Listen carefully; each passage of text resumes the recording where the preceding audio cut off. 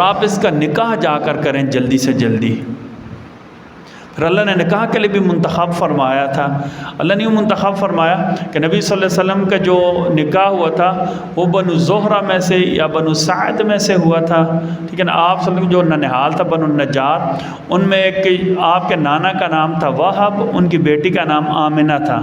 نبی صلی اللہ علیہ وسلم کی نانی کا نام تھا برہ۔ کیا نام تھا؟ برہ۔ نانا کا نام کیا تھا؟ وہب۔ والدہ کا نام کیا تھا؟ آمنہ۔ تو جناب آمنہ سے نبی صلی اللہ علیہ وسلم کے والد جناب عبداللہ کا نکاح ہوا۔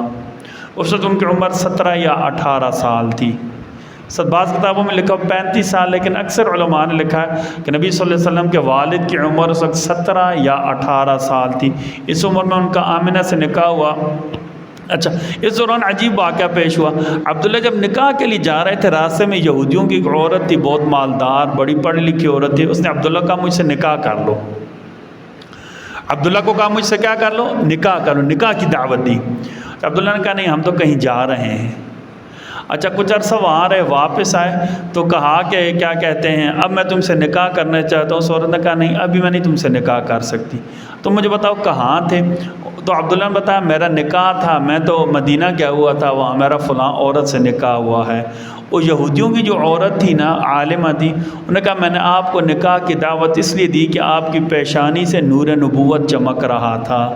ہماری کتابوں میں اس کی نشانیاں لکھی ہوئی ہیں۔ اب وہ نور نبوت آپ سے منتقل ہو چکا ہے۔ قرآن میں لکھا ہے ذالک مثلہم فی التوراۃ ومثلہم فی الانجیل۔ یہ مثالیں اللہ نے یہودیوں کی کتابوں میں بیان کی ہیں، نبی کی، نبی کے صحابہ کی، نبی کی نشانیاں، نبی کے خاندان کی نشانیاں، نبی کے صحابہ کی نشانیاں، نبی کے آل اولاد کی نشانیاں اللہ نے پچھلی کتابوں میں بیان کی ہیں، تورات میں بیان کی ہیں، یہودیوں کی کتابوں میں بیان کی ہیں، عیسائیوں کی کتابوں میں بھی بیان کی ہیں۔